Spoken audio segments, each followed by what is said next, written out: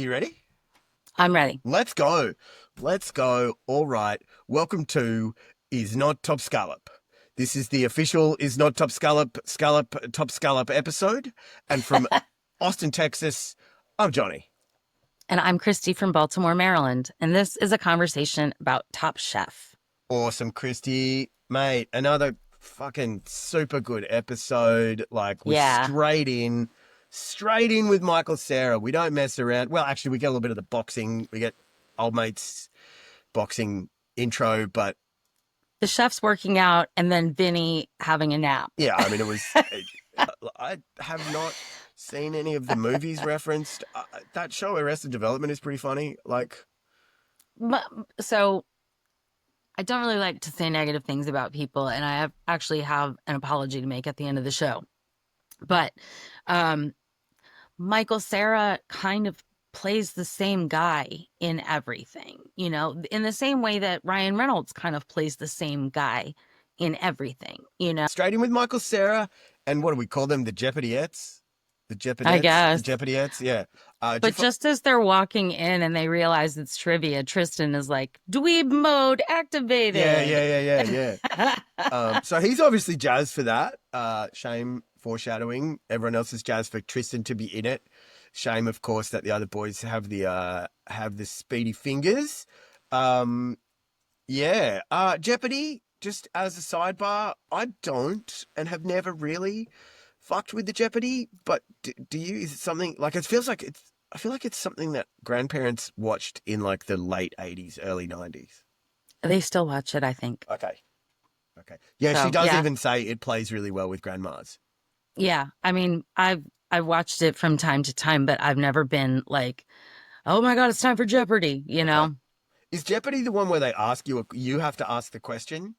You respond to the answer in the form of a question. Right. Yeah. So you can't just say it's not top scallop. You have to say what is it's not top scallop. Right. And they really missed an opportunity to do that with this. Like, there's two Jeopardy champions and Michael Cera, who apparently is not a Jeopardy champion. But then they don't connect it to Jeopardy. I feel like they should have at least done the and you have to do it in Jeopardy style.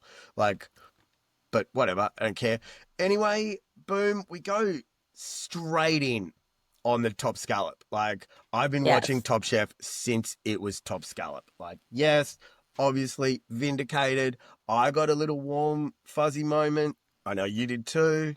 I texted you the moment I saw it happen. I was like, oh my God, they say it. They say it. It's our line. Yes. It made me happy. It is still and will be my favorite line from Top Chef, especially now that we are doing a podcast to that effect. Also, sidebar, I did not know this, but maybe you did, and I'm just like not on target. Did you know Jamie Lauren, the Is Not Top Scallop Jamie? Scallop. Mm-hmm. She actually she's been working on Top Chef as a culinary producer since season 13. Cool. And has done all sorts of stuff. She's a supervising producer on this season. How do you feel about this episode overall? Like, did it give you... Overall, I thought it was a really great episode. Right.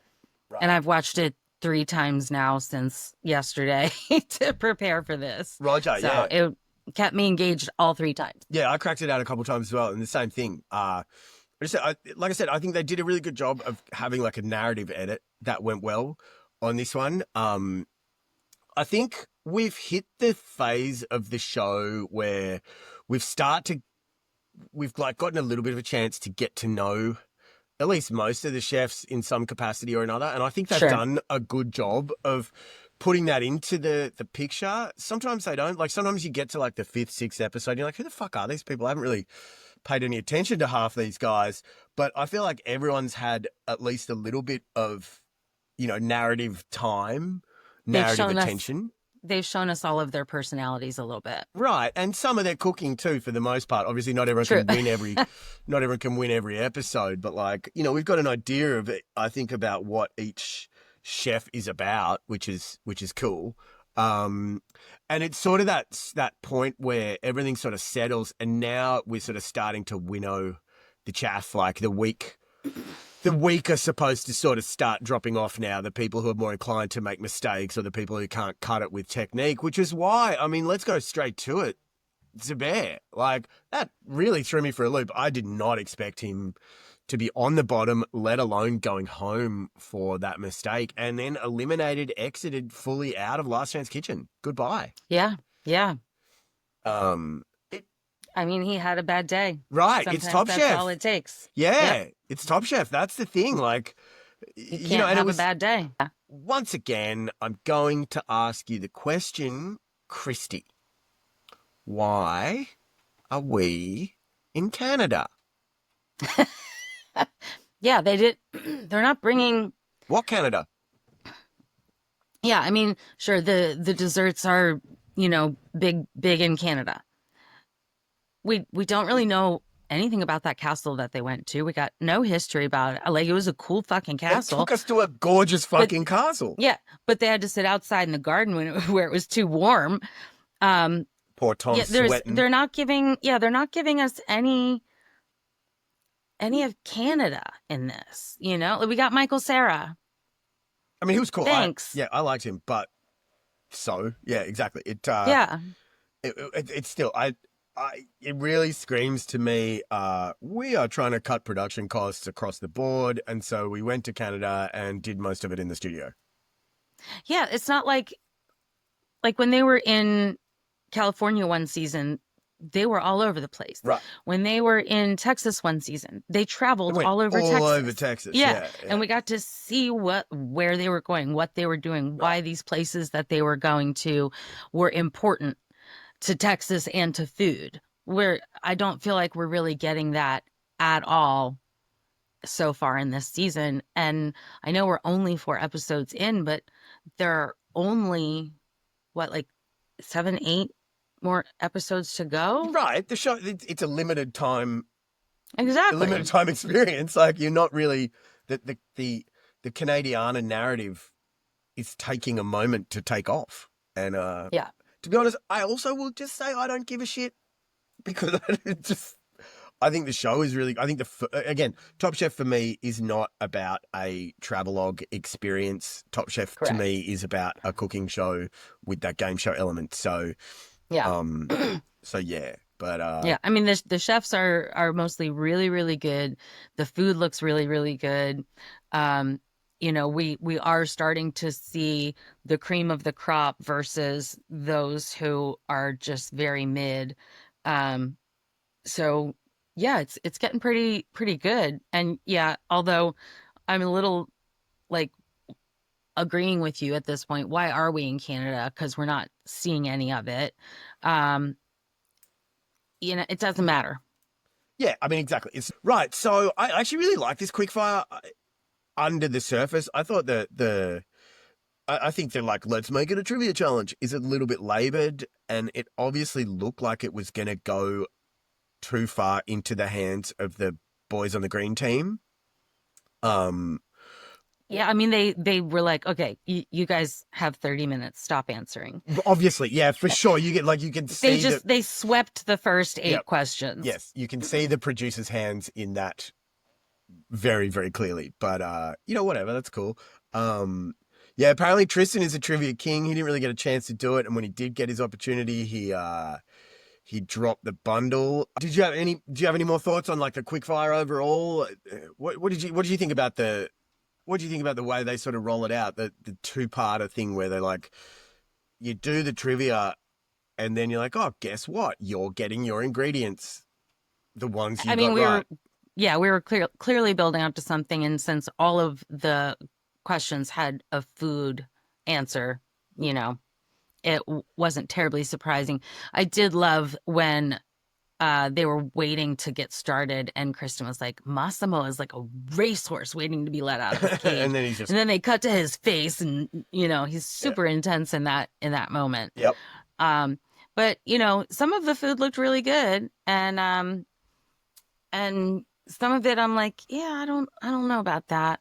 So speaking of some of it looked really good, and I don't know about that, I'm going to go with the ones on the bottom first. Tristan's mozzarella and carrozzo that he discovers when he spent quote unquote some time in Italy, which happened to Yeah. just be a romantic weekend. But I thought this looked fucking spectacular, right? Like fried, puffy, bubbly mozzarella with like a tart, umami heavy rice vinegar and koji sauce. If you had put this on a menu for me and or showed me a picture of this, I'm saying this is hands down the winner. And they, I mean, it didn't look great to me, but maybe the flavor would have made a difference. I just feel like I have that thing maybe for deep fried bread and cheese. I mean, it was basically a deep fried cheese sandwich.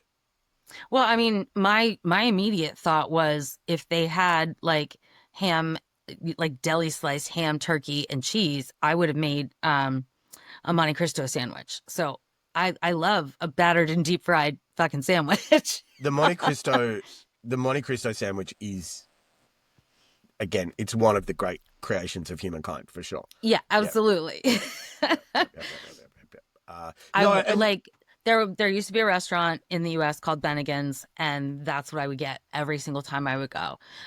They all went out of business, and now anytime I go to a restaurant, if I'm looking at the menu and I see Monte Cristo, I'm like, okay, done. Decision made. Yeah. That's what I'm getting. That's definitely a factor for me too. There was a place in Ventura where I had my first one, and it was just, I'm like, fucking blew my face away. And to be honest, okay, Monte Cristo, sure, yes, that's the classic. It's the staple. You could take everything that they have to do. This is why this challenge, it's kind of like you have 15 minutes and you have to make a battered rice sandwich. Well, obviously you can't make rice in 15 minutes. It's just impossible. Right. So you could make so my puffed immediate rice. thought, I guess, yeah. That's what I thought. But yeah, my immediate thought was rice flour. Fuck yeah, of course. Rice flour, something like that. Deep fried sandwich.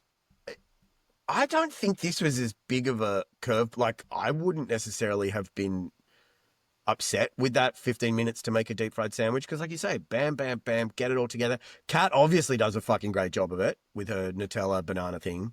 But, yeah, like I said, I was genuinely surprised that Tristan's was a clanger. I wasn't surprised when they said that Henry was on the bottom. You can see it straight up. He calls it a po' boy, and then it's got these two giant fucking 2-inch slabs of bread and a thin piece of cabbage. And it's like, there's no fucking way you're getting that, as Michael Sarah perfectly articulated. There's no way you're getting it into your face hole. It just, it wasn't happening. And the thing is, he doesn't seem to get it. He like doesn't understand. He's like, oh, you got to dig in, and then Kristen Kish is like, it's going to be a minute. And he like has a big laugh, and it's like, yeah, like a veggie po' when boy. you've got super crusty bread already, and then you grill it, thus making it even harder. And then you've got all of this filling. You can't like smash it down and get it in there, you know? And I'll never understand these sandwiches that are like this. And I'm like, how the fuck am I supposed to eat that? Yeah, you're supposed to fucking take it apart and eat it with a knife and fork, and then it's not really a sandwich. Go fuck yourself. Yeah. But the thing is, as well, I don't know, like for me, the po' boy is another one of America's great sandwiches.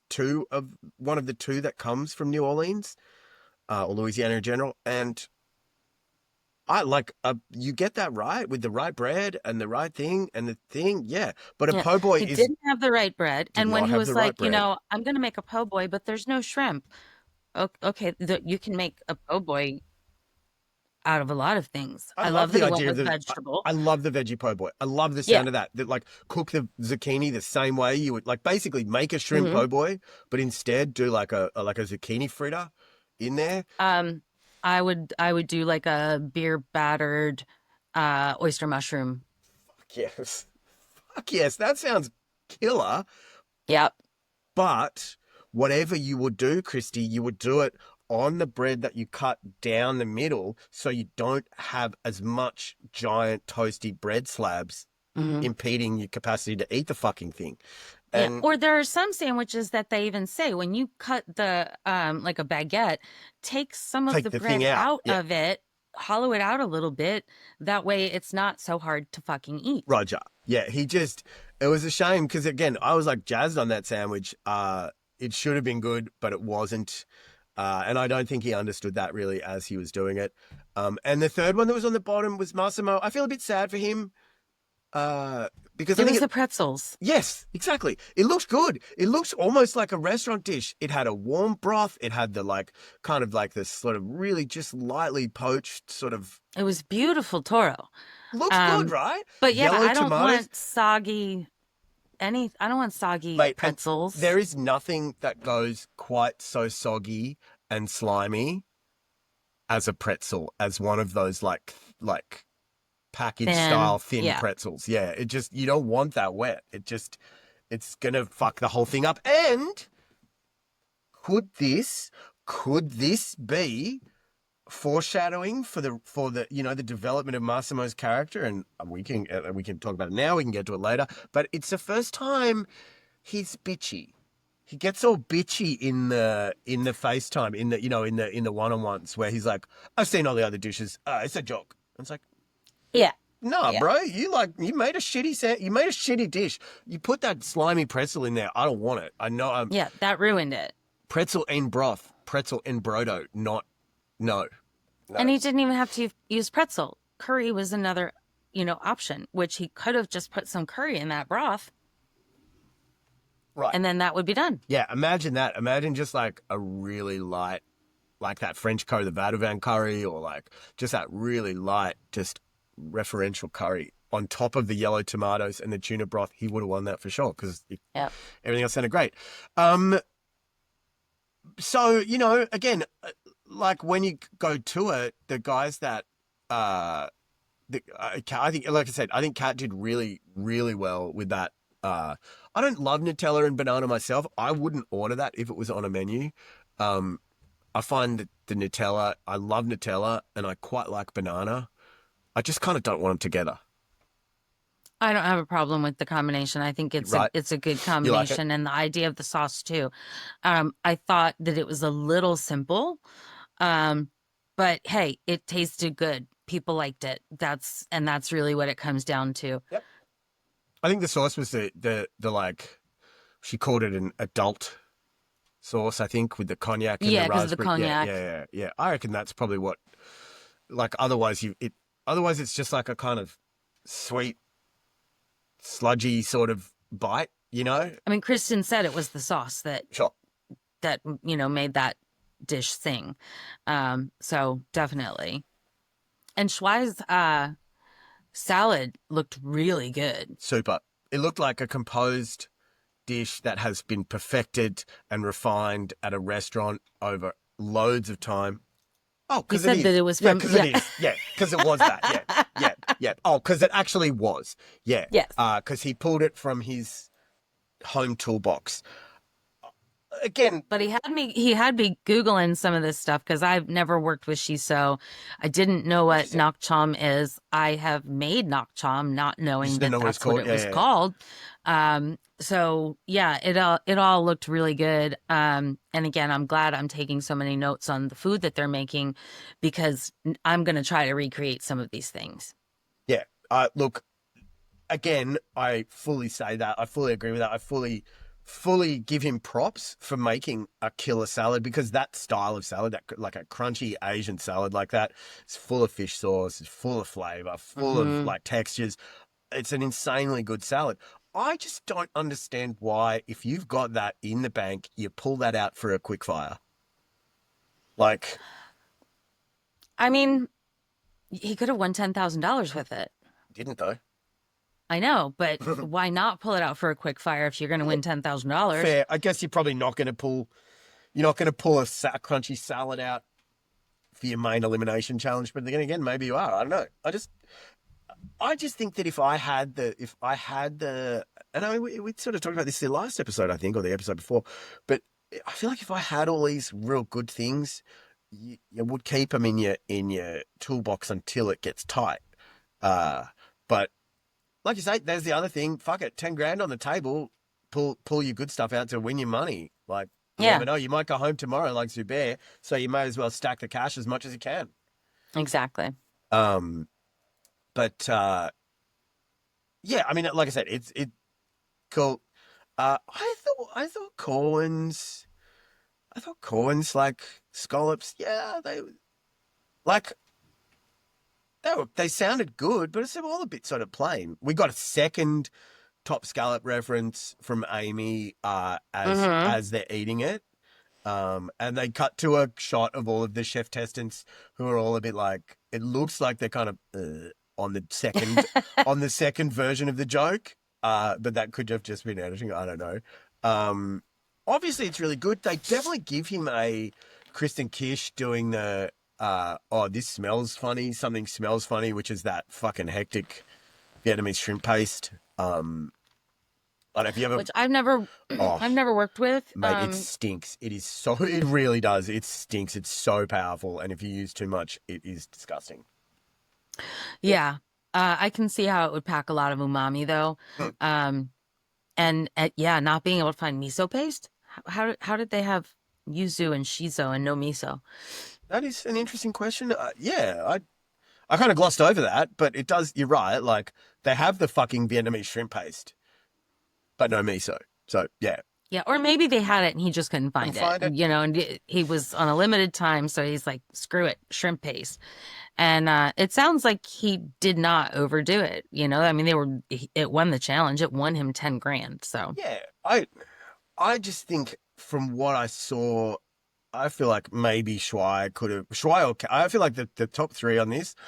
I don't know that I would have, if you had presented those three dishes to me, just obviously didn't taste them, but just based on the description and the looking and on the edit, I wouldn't have chosen Corwin's. I would have chosen Kat's, even though I don't love the Nutella banana, because I just feel like she got it perfectly right for what it was. But I also don't produce any TV shows, so. I mean, I think that while it clearly tasted good to everybody, I don't know that that's a winning dish. Pretty simple. Yeah, it's Yeah. you know, And you're not really doing anything. I suppose she's not really doing anything. It's not just that it's simple. There's no real interpretation. Like that idea of a fried Nutella banana bite with a sauce on it. it's not groundbreaking. It's been done. It's been done a bazillion times. Yeah. And I understand that 15 minutes is a very short amount of time. Of course. And you know, the chefs are like, what can you even do in 15 minutes? There was a challenge a few years back where Tom cooked. Yep. And I think it was like 8 minutes and 47 seconds or something. And that's how much time the chefs were given to do their quick fire. I recall this exact challenge. So, yep. you know, I can't remember what he cooked. So it was some kind of fish dish, I think. But anyway, it was less than 9 minutes, I'm pretty sure. And everybody had that exact amount of time to cook something. So y'all had, you know, way more time than the chefs did for that challenge. So, you know, figure it out. Yeah. So again, a good quickfire. I like that. It was entertaining. There's enough of a twist. Obviously, then in the judging, we get a third top scallop joke, and she really pushes it out there. It's like, would you say it's a top scallop? And oh yeah, I'd say it's a top scallop. Yeah. And like at this stage, it's like, that. okay, come on. Like we get it. You're doing a bit. You rehearsed this before you came on the show, and good job. Now fuck off home. Yeah. And they're like, okay, bye. Michael Cera, you can stay. Not you. Yeah, you're staying. You're staying, Michael Cera. We are going to get the maximum amount out of you as we possibly can. So exactly. We paid for the whole day. yeah. We rented you for the day, Michael Cera, so you're going to work the whole fucking day. Hell yeah. All right, so but the rest of look, I've almost already just glossed over the rest of the quickfire. Nothing else in there really grabbed me. It all just sort of, everything else just fell a bit short. I thought the bads were obviously bad and the goods were obviously good. You got Paula with a mid dish on the kind of pretty boring Toro with curry. Katiana does an open face sandwich. It's like they gloss over it. Yeah, that's not a sandwich though. I would say an open face sandwich. If you call it an open face sandwich, that's how you slide through. I feel you. That was the Crostini. You know? Sure. Crostini, a bruschetta, whatever you'd like, a Danish, a Danish snorrebrød, whatever yeah, sure. A sandwich really should be two breads or a bun or something like that. And enclosed. Sandwiched between two things. Right. right, it must be enclosed. Otherwise, you have to call it an open-faced sandwich to clarify, and then at the end, sure. Yeah. Again, and we can talk about this as we go through it, but I'm a bit disappointed with Katiana. I really expected her to like rise from last week's tip, but you know, again, I think Lana is cementing herself as the queen of fashion and the queen of the middle. Yeah, I'm a little disappointed. I was hoping that she would have shown us more by now, but there's always next week. And Big Bear Zubair does a dish that sounds really great. The way he sells it, I can't remember exactly what it is, but he's really articulate and good at selling. Like he's really good at selling what he puts out, which is, a thing. But again, it falls a little bit short, and maybe that's a foreshadowing moment. Although I don't think the edit up to this point is giving us the Zubair's going home sort of thing. No, not at all. So yeah, I think then we get the thing, Canada, and I wrote this down on purpose. Canada is well known for these iconic desserts. Really? I didn't know that. Did you know any of these desserts and or that they were Canadian? No. No. No and no. No and no. So the thing that really, like, there's a few things. The Nanaimo bars, everyone's like, they're super sweet. And it seems like even when we get to and it seems like even when we get to the judging and the pastry chefs, they're not going, oh, I love Nanaimo bars. They're all like, the two girls are like selling Canadian desserts to the masses. And none of them are particularly jazzed on any of these fucking desserts. I add a lot. I put salt on it to balance out the sweetness, which is smart. And the other lady's like, I eat one every 10 years. Yeah. Like that's enough for me. And even it sounded to me that one of them, like that she didn't even really know what a Figgy Duff was. She was like, oh, what I tasted in it. I was like, that sounds like you don't make them all the time. Right. Because it's not like, it's a bag pudding. Yeah. Which, like, I don't know. I grew up in a colonial place, Australia, with a sort of half British family. And so we ate bag puddings a lot at Christmas time, like around the Christmas season. And I find those sorts of cakes really unpleasant.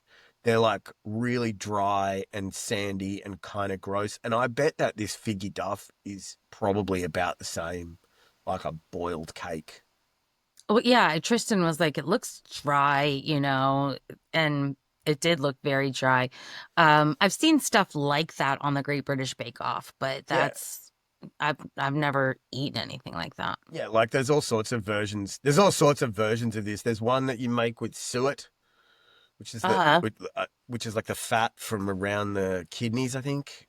And it's a particular type of fat that has a thing. I'm like, I don't really want that in like a dessert. It's a weird, like almost grainy looking fat. Yeah, it is. But yeah, I mean, none of these are particularly exciting. Obviously, the potato chocolate cake is the great. It's got potatoes, so we could do something with it. I do really. That said, as much as all these desserts just sound like what the fuck, I actually really like this challenge. It's very Top Chefy to like. Oh yeah, flip it around like this. Yeah, 100%.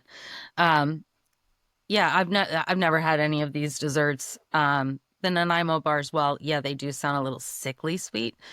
I do think that if you like sprinkled some, coarse ground salt on top, that would definitely make a huge difference. Sure.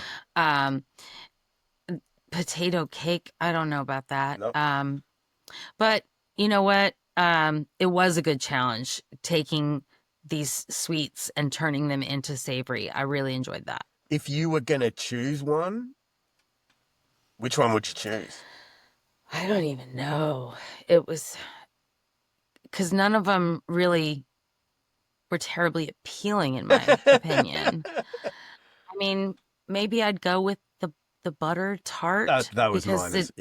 Yeah, like because obviously butter and then pecan. They said that it had pecan in it, so I would probably do a pecan crusted fish or something like that.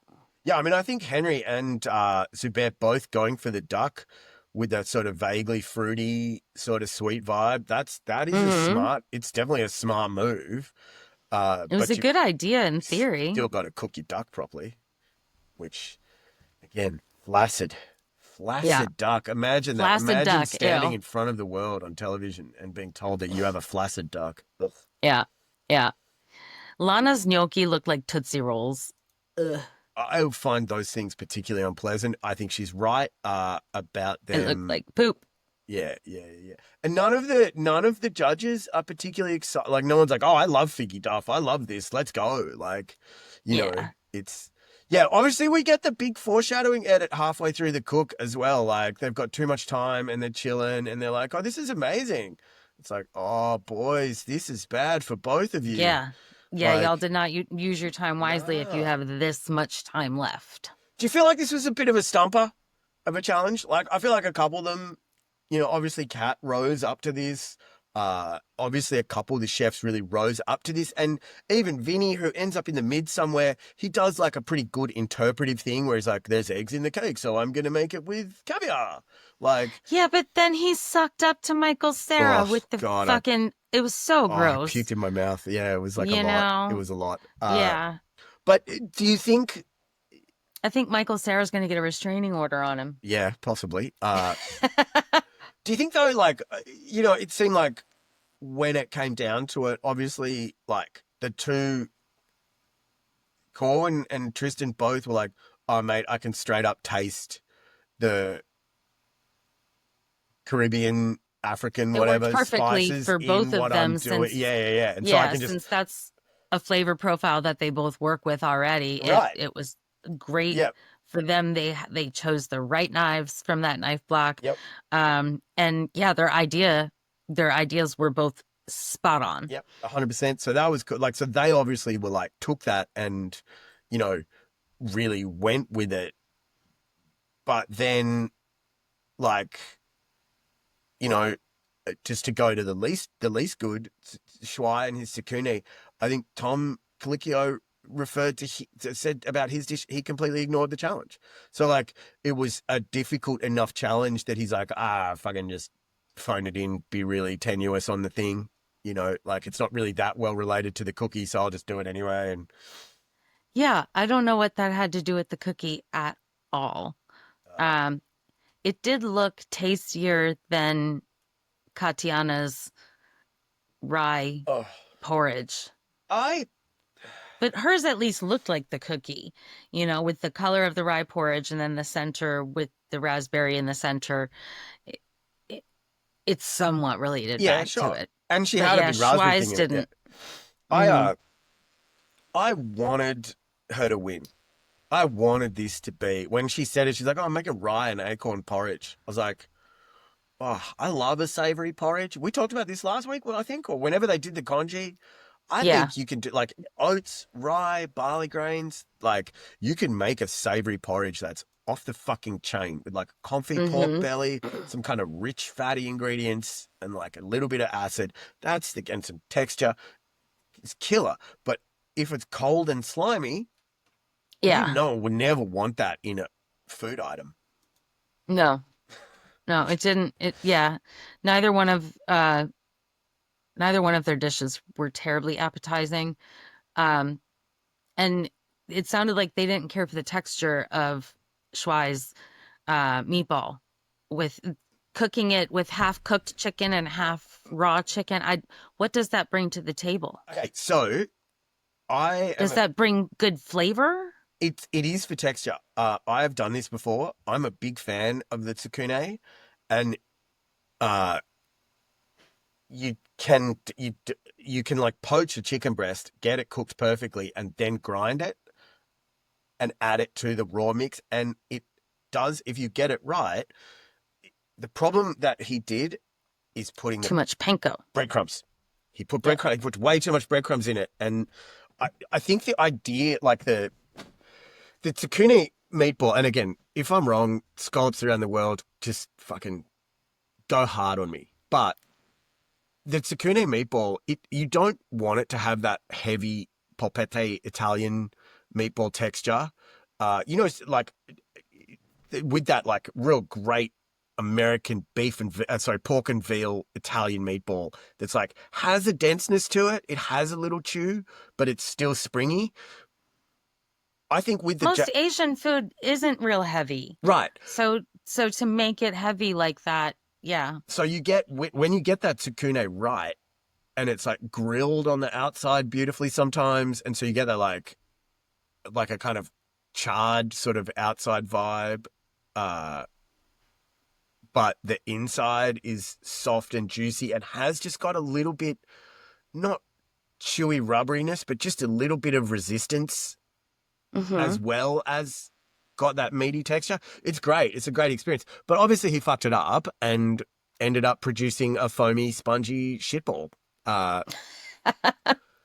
So yeah, and he didn't. His also kind of looked like poop. Yep, it did. It looked like a big turd with an afterthought little cabbage piece. That was a real shame because I feel like that probably could have been really good. Again, I think that dish should have been way better than it was. It could have been, but obviously he just sort of screwed that up. As far as the winners go, I agree with Tristan. I think that just across the board, the little lamb fat madeleines is really what that was a great idea. Did it over the edge. I don't, have you ever made madeleines? Have you ever tried to do that? I have not. Yeah, fucking finicky little bitches. Oh, yeah. I'm trying to make them. Seems like. Yeah, like I'm surprised. Surprised and impressed that they all seem to come out. Like he didn't have any mistakes on them. They did it perfectly. You had the lamb fat, so it was really interesting and great. And obviously, he did the lamb pepper pot thing really great. It sounds like that's a thing with just all those spices, and he just sort of just right place, right time, and put it all together. Yeah. Well, and the pastry chefs were both impressed with his madeleines. And then I wrote down some of the quotes that the people were making as they ate. Tom, yum. Right. And he said it a couple of times. Yep. And then one of the guest judges said, I kind of want to stand up and clap. Yeah, it was the one pastry chef. Yeah, she's like, I kind of want to stand up and clap. Like, okay, bro, you're doing, yeah, all right. And I think, I got the vibe they were talking about both Corwin and Tristan on this because they both had the same Figgy Duff or whatever, right? Tristan's madeleines put him over the edge because he made a cake. He made a cake to make the cake, and that's cool. If he hadn't done that, I think they would have been hard pressed to decide between him and Corwin. Fully agree.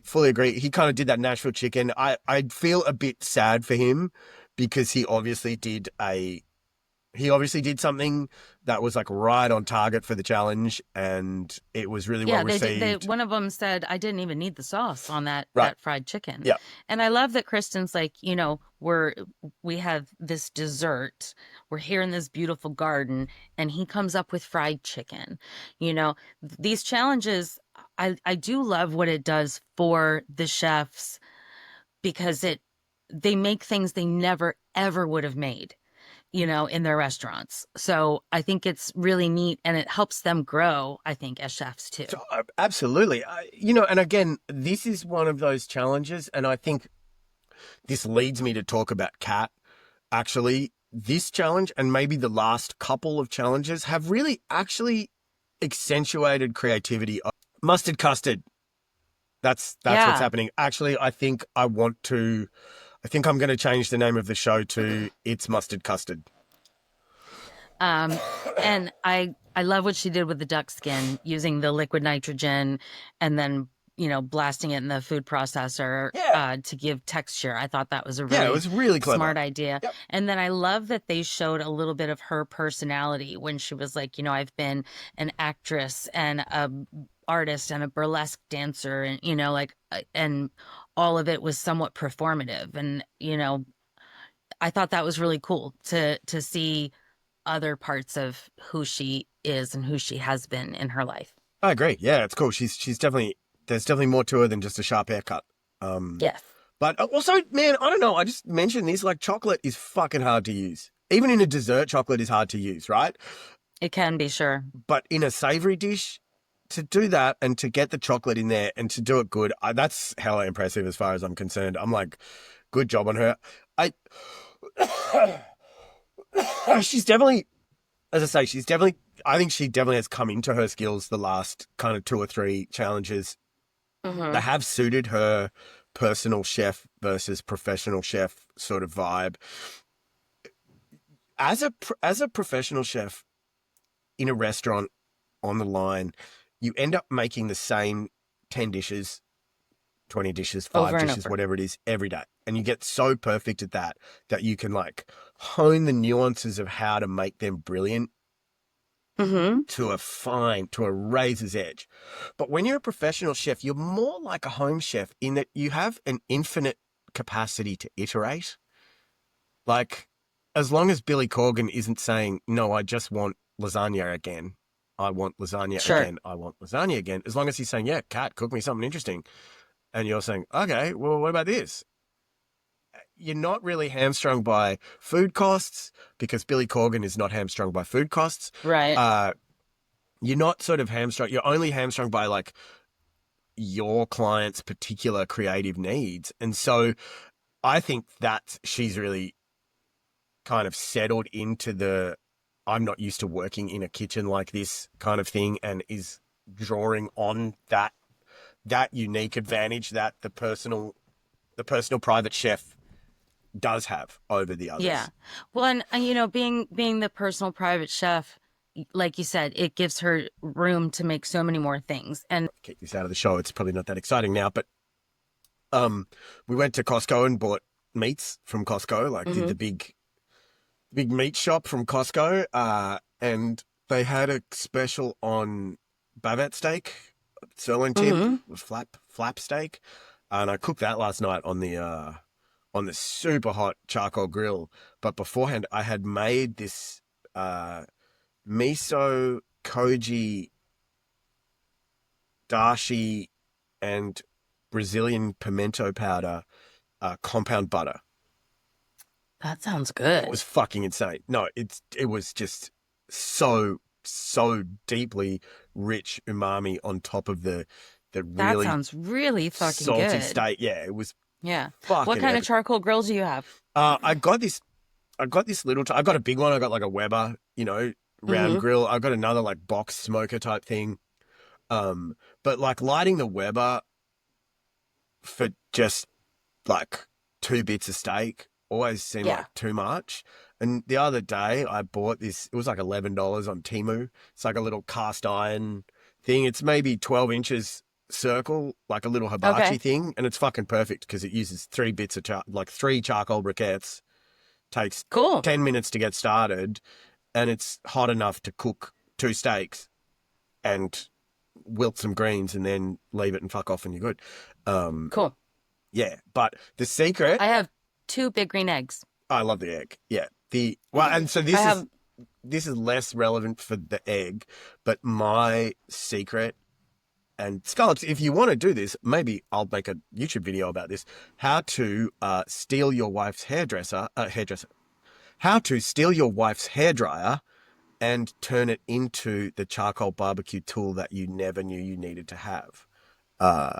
You steal the hairdryer and then you use the hairdryer to blow air across the charcoal and it gets it ripping hot.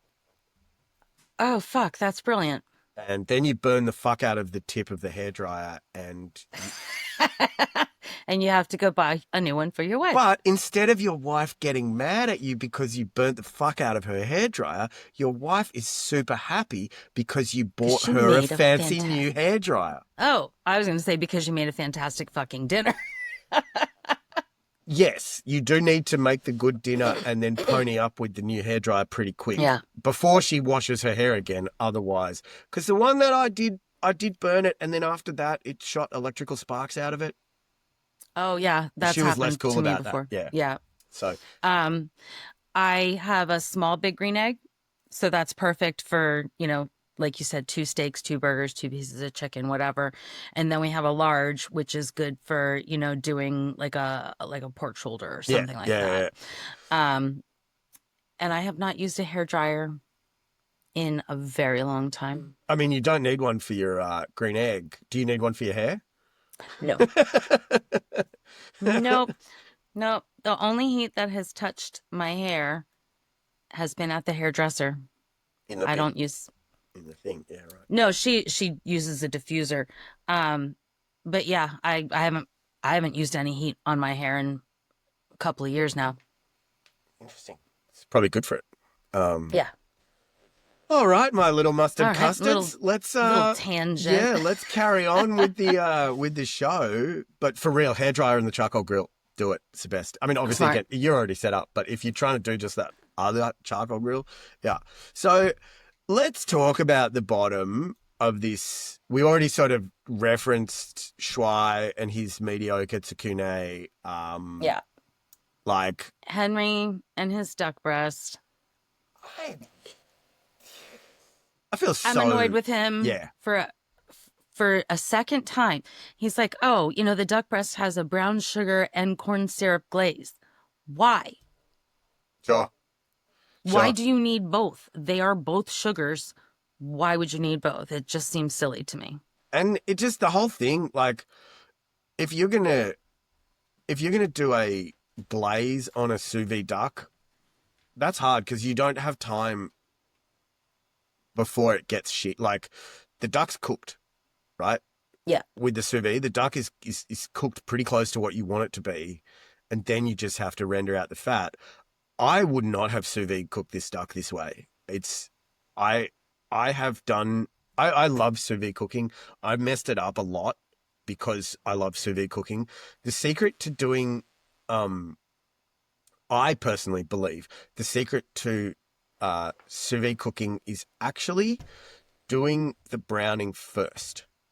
So a lot of the time, I know nothing about sous vide cooking because I have not bought a sous vide yet.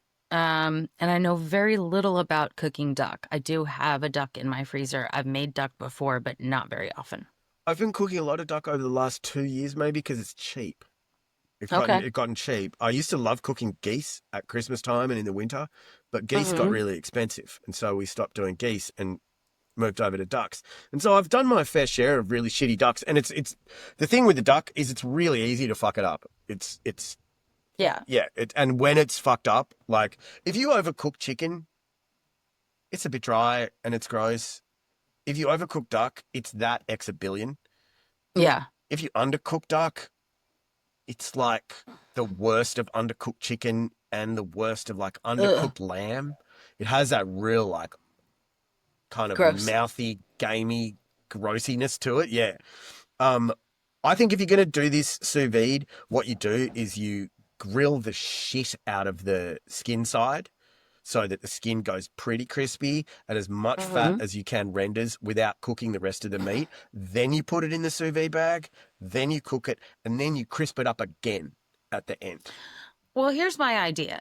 Not knowing anything about how to sous vide anything and cooking very little duck in my lifetime, why wouldn't you take the skin off, sous vide it, and while that's going on, you can render the fat in a pan that's on the skin. from the skin. I don't know. That's just kind of an idea that I would go with. Not a shit option, and it's actually the option that Kat went with. That's exactly what Kat did. She Pretty much. She sous vide her duck, and that's the thing. The flaccid. When Tom says it's flaccid, it's not the actual duck that's flaccid because he probably cooked it right. Well, it's undercooked. He said it's undercooked, so maybe that's flaccid. But it's the skin. It's the, like the skin when you get like undercooked chicken skin.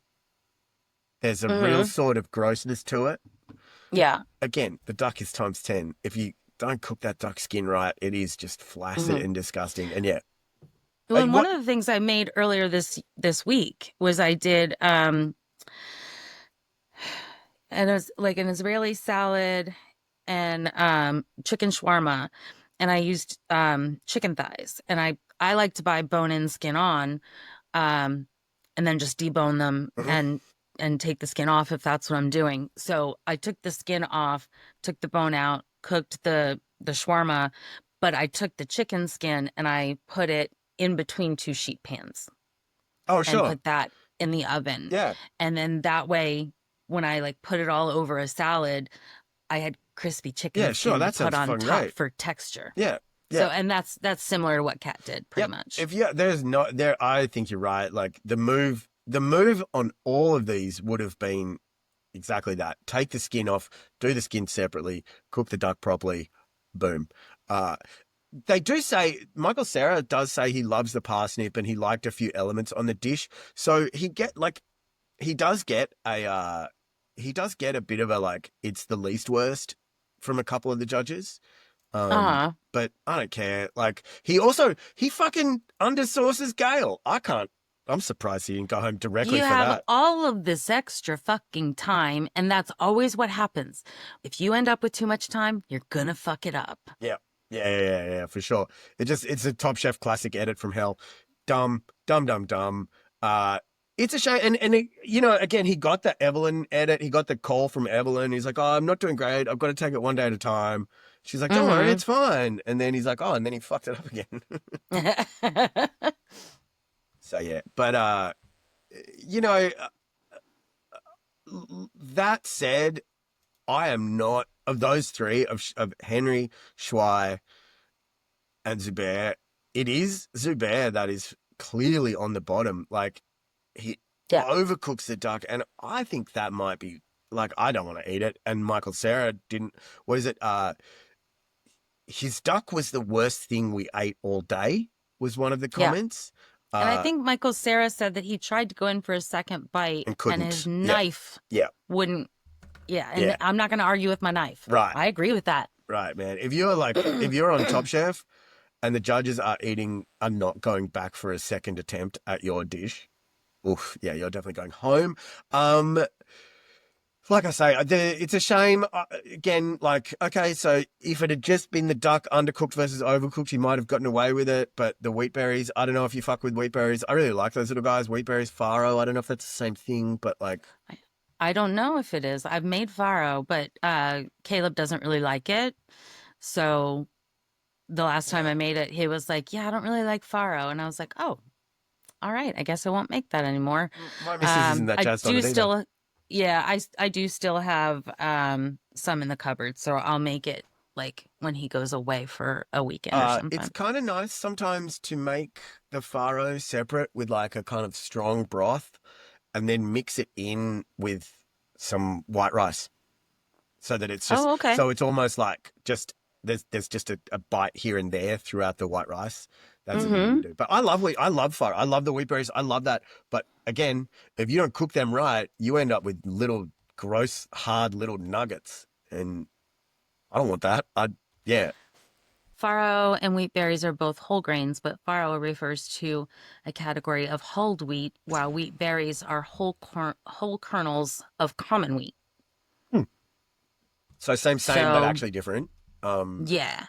But no, I've never had wheatberries then. So maybe I haven't either. But I can't imagine they're any different. I really can't. But to undercook them and then deep fry them? Yeah, that sounds bad. It sounds really unpleasant. Yeah.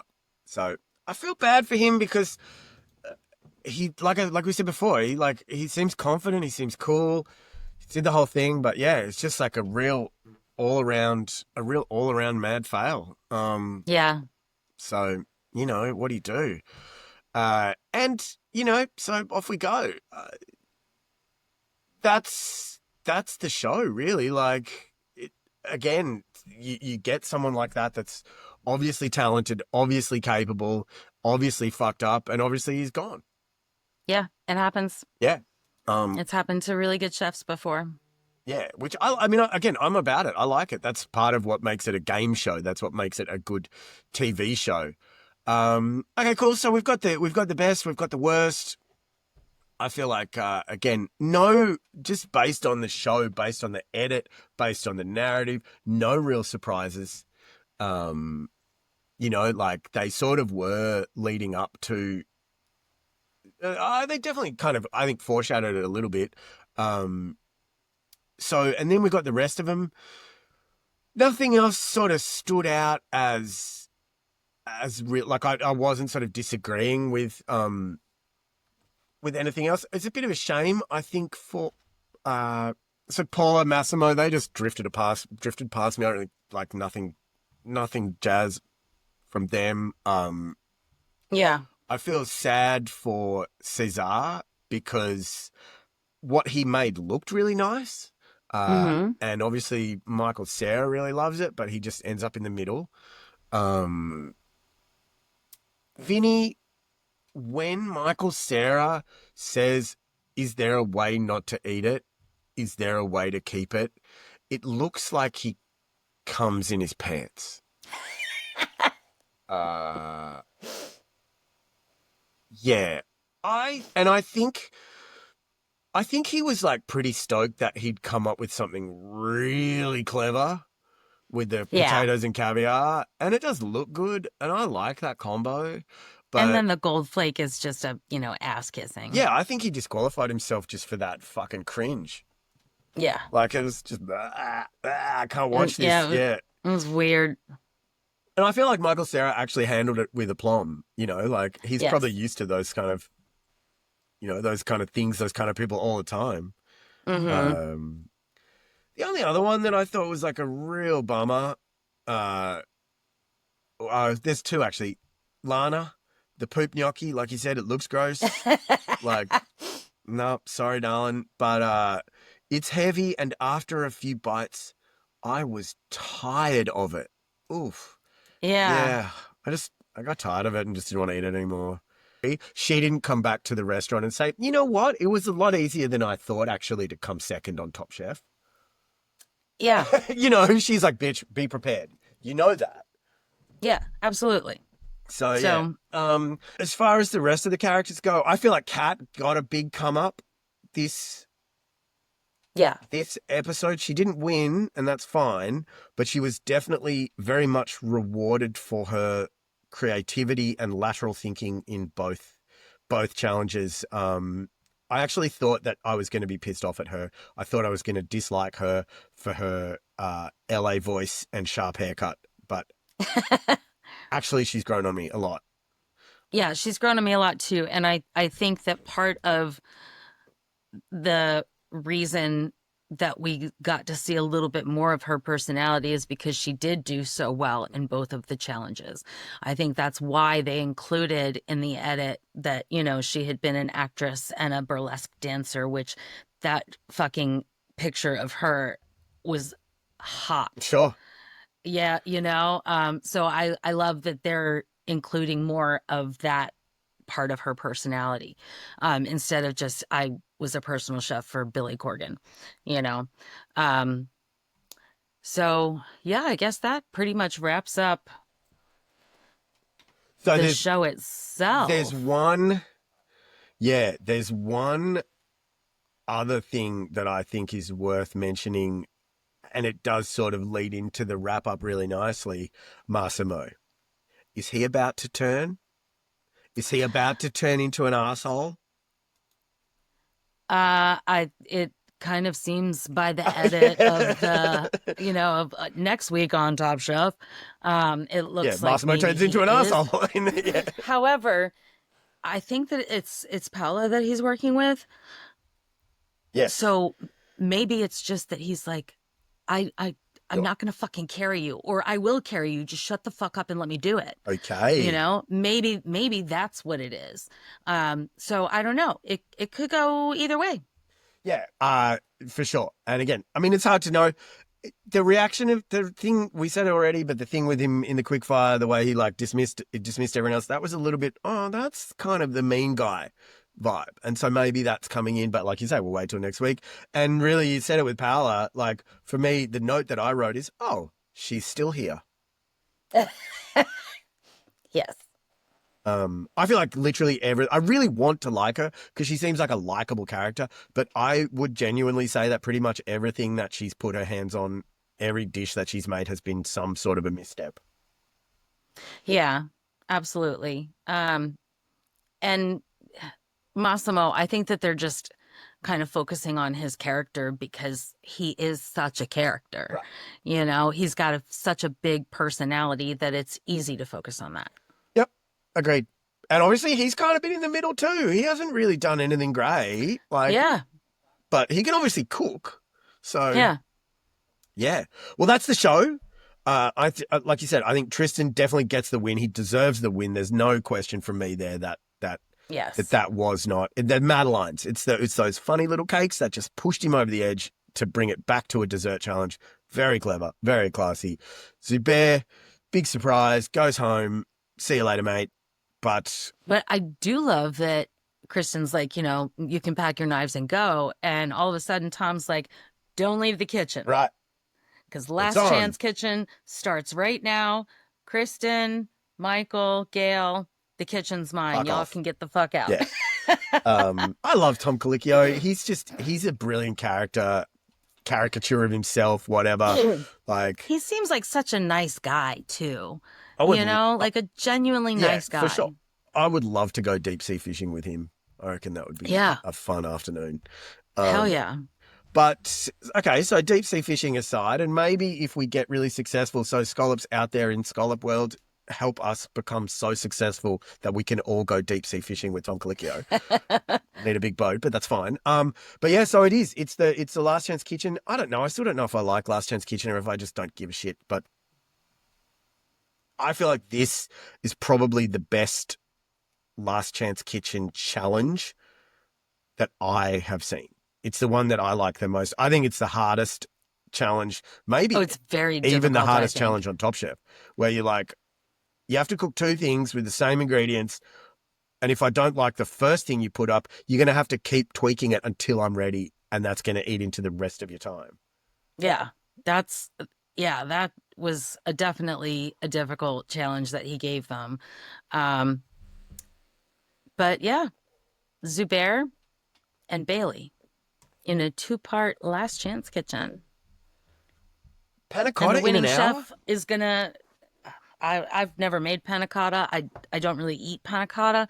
I didn't used to care for that kind of thing, like flan, Mhm. Yep. But it's been so long since I've tried any of those that I would definitely try it again. I used to make a savory goat's milk. I got into this in London and would make like a very not quite sweet goat's milk panna cotta, and serve that with like, I can't remember what we used to serve it with. It was like a semi-savory, and you put all sorts of different things in it and on it and stuff. And I liked making panna cotta, but it takes a day. It takes a day. I would put it in the freezer. I would make it the day before, or 2 days before, or 3 days before. Yeah. I needed it. The only way to get it to work in an hour is to put too much gelatin, Which I think which is means it's not working. again, she obviously escaped through, and that's great. And Yeah. But like knowing that and knowing the risk that if you make it too stiff with too much gelatin, you like ends up being like bone brothy and like that sort of like gross. It's a real gross texture. Is that? Oh yeah. Ask me how I know. Yeah, if you put too much gelatin, if you don't put enough gelatin in, you end up with like sloppy cream. And if you put too much gelatin in, it is a unique beefy gelatiny texture that's just pretty unpleasant. I feel like if this is your last chance to get back into Top Chef, I think the panna cotta was a fucking weird choice, but she pulled it off somehow. Yeah, I mean, maybe doing a custard instead would have been a smart way to do it. Yeah, or even an ice cream, because I'm sure they've got a blast chiller.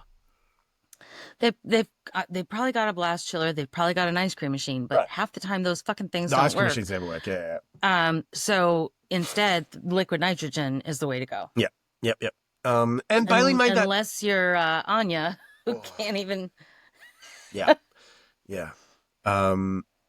So also the caponata thing, like if you take the eggplant out and call it a fennel caponata, is it really a caponata? Tom has a pushback on it, but she's like, yep, I'm just calling it a fennel caponata. It's like, All right, well, fucking go with that then. But it might Yeah. taste good. I'm sure it tasted good. Like, I'm sure she got it right. But yeah, I feel like the nomenclature was a little bit, a, On both of the things that she made, right, right. because he was like, "This isn't really a panna cotta," um, but he liked her dishes better than Zubair's, which is what it boils down to. Yeah, yeah, yeah. Um, and I loved that she made honeycomb. I love honeycomb. Not only did she make it, she made it She made it twice. twice. Yeah, I thought when she fucked that up, I was like, oh, see ya. That's it for I you. I really loved that she was able to stay very positive. Even though she burnt the honeycomb, she's like, I'm just going to start over. I'll just keep my head in the game. I'm How are just you going to doing start that? over on Yeah. that. How are you not just losing your shit? Yeah. Yeah. But it all worked out for her. So I was super excited when Tom said that she had won. Yeah, me too. I thought that her leaving in the first episode was the right decision.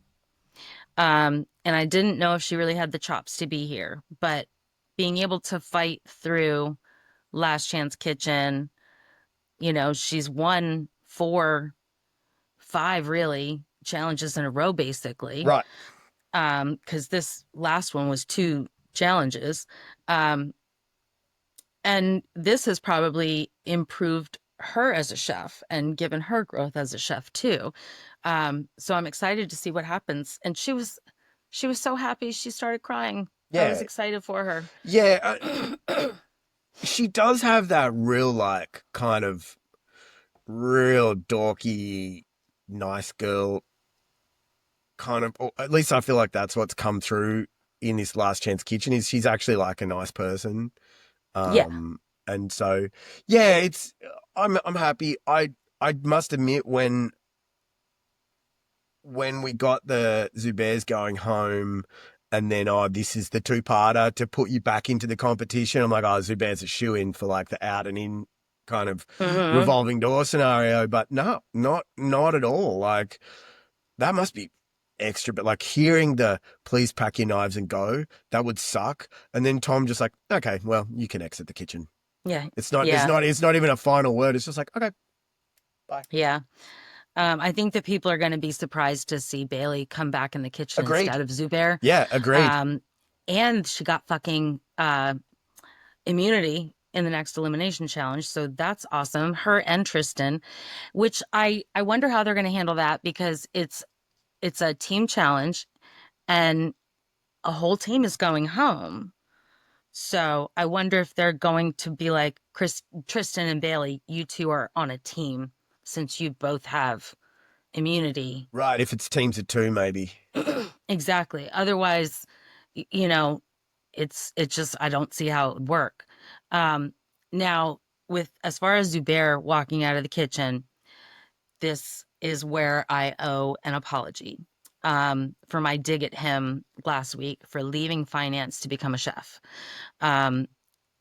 He hated his job. Okay. He was not happy, and we've all I'm been sure there. that I am sure that him and his wife had multiple conversations about what their future was going to look like and what he really wanted to do. He's lucky that he was able to quit his job and follow his dreams. He's also lucky that he had such a supportive wife because there's no fucking way he did that without her saying, Oh yeah, I'll cover the 100%. bills for a year while we make this work. While we figure it out.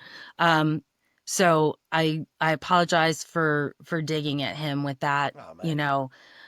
I think that it is important to follow your passions if you can. And I've been in situations with work where I was absolutely fucking miserable.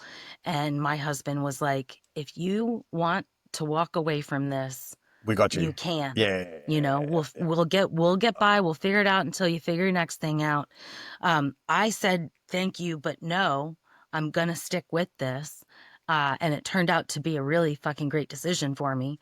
But yeah, I feel bad about Oh, mate, saying that about him last week. I don't think you should, but I think Now you've definitely I want to be want to be positive about everybody, and I don't really want to, yeah, it's a competition. People are going to get voted out because they don't do well, but I don't want to take personal No, I feel you. digs at Yeah, I feel it. And at this point, apart from maybe the occasional bad fashion choice or some cringeworthy Michael Cera worship, yeah, I'm with you. Like they're all. One of the nice things is that this season, all the chefs are likable. All the chefs have some sort of redeemable human characteristic that's nice. Even the guy who might be being set up as the loudmouth villain is approachable and, for the most part, a likable guy. Like there's no one on there that's a bully. There's no one on there that's mean. There's no one on there that's cunty. There's no one on there that's like,